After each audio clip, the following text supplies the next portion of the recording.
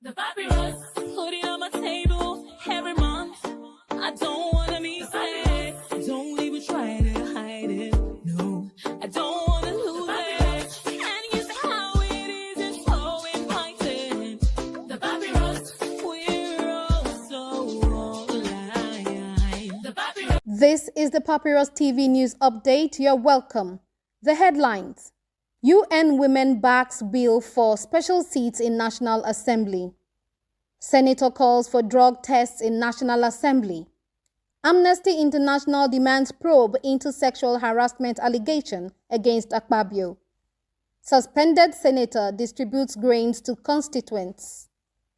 Senator Karimi faces police questioning over KGB report. Senate pushes for stricter safety rules for tankers and heavy vehicles. The details.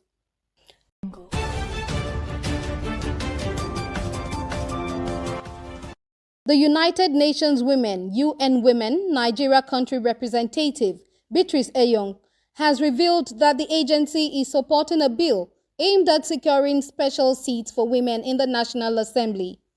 Speaking at the Women Who Inspire You exhibition organized by the French Embassy to mark International Women's Day, Eyong emphasized that while Nigeria has made progress in gender equality since 2015, women's leadership in governance remains a major gap. She debunked the notion that seats are already reserved for women in the legislature, clarifying that existing policies, including the revised national gender policies, 35% female representation recommendation, have not been fully implemented. Nigeria has ratified 75% of all legal instruments promoting women's rights, but the implementation remains the challenge, she stated. UN Women is now exploring various approaches to ensure women's representation in the legislature, reinforcing calls for policies that guarantee fair political participation.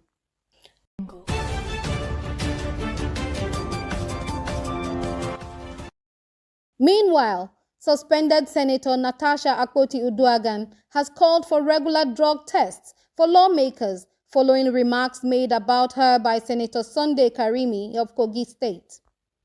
Karimi, defending former Kogi State Governor Yahaya Bello, suggested that Akpoti-Uduaghan's suspension from the Senate justified past conflicts between her and the ex-governor. He also implied that Kogi lawmakers had foreseen her current troubles but were ignored. In response, Akpoti-Uduaghan fired back, questioning the mental state of some lawmakers. NDLEA needs to conduct periodic tests on senators. That singular process will save the parliament from erratic legislative hallucinations, she stated. Her comments come amid tensions following her 6-month suspension for misconduct, which stemmed from her allegations of sexual harassment against Senate President Godswill Akpabio.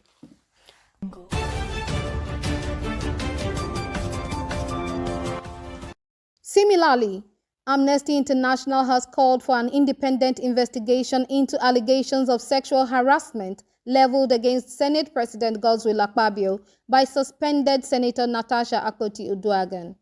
In a statement on X, Amnesty International Nigeria's director, Isa Sanusi, stressed the need for a fair and transparent inquiry, warning that failure to investigate could promote a culture of impunity. Akpoti-Uduaghan accused Akpabio of sidelining her in Senate activities after she rejected his alleged advances. The Senate, however, suspended her for alleged misconduct, a move Amnesty International condemned. Sanusi emphasized that dismissing the allegations without proper scrutiny could discourage victims from speaking out and embolden perpetrators of sexual harassment in political and professional spaces.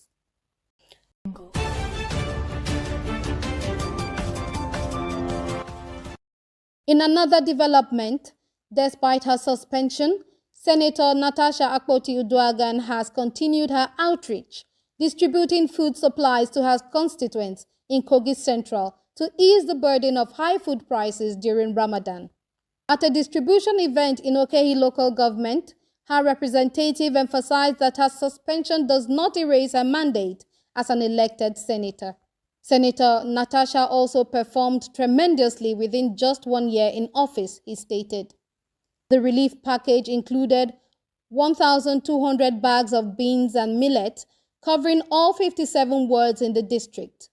Religious groups, market women, and political supporters were among the beneficiaries. Former lawmaker Abdul Rahman Badamasiu, who oversaw the event, reassured constituents that Akpoti Uduaghan's empowerment initiatives would continue. He also announced upcoming training programs to help community members become self-employed.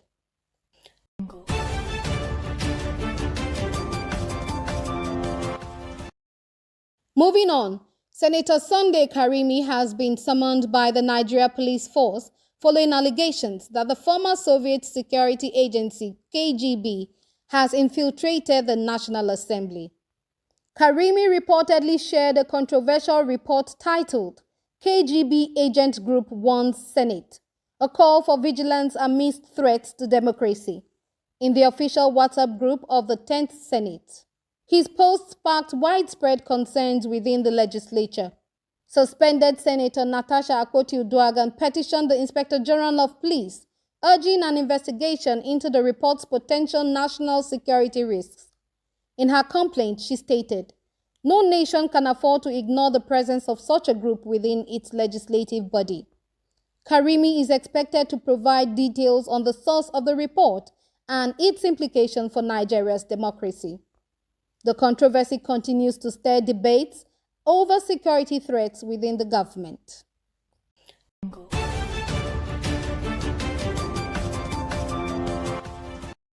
Furthermore, the House of Representatives has dismissed allegations that its members were bribed with $5,000 each to approve President Bola Tinubu's request for a state of emergency in Rivers State. Addressing journalists in Abuja on Saturday, March 22nd, Deputy Spokesperson of the House, Honorable Philip Agbese, APC Benue, described the claims as false, malicious, and politically motivated.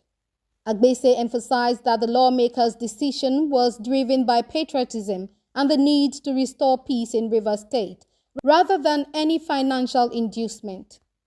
He stated that the House of Representatives, as an independent legislative body, remains committed to upholding democratic principles and safeguarding national stability.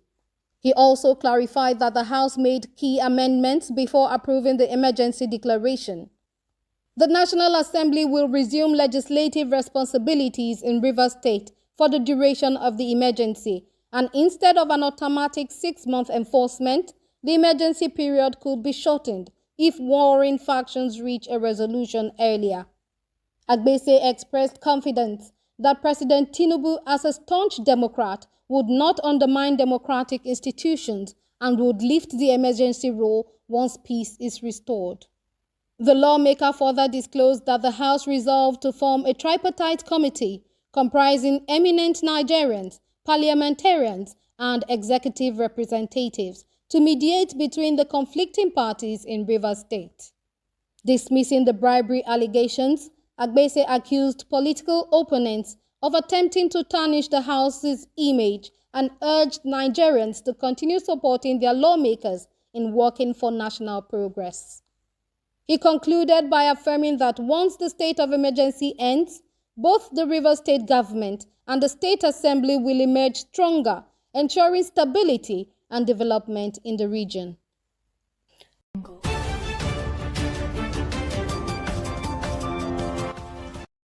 Conclusively, the Nigerian Senate is reviewing a bill aimed at regulating and enhancing safety standards for articulated vehicles to reduce fatalities from highway accidents.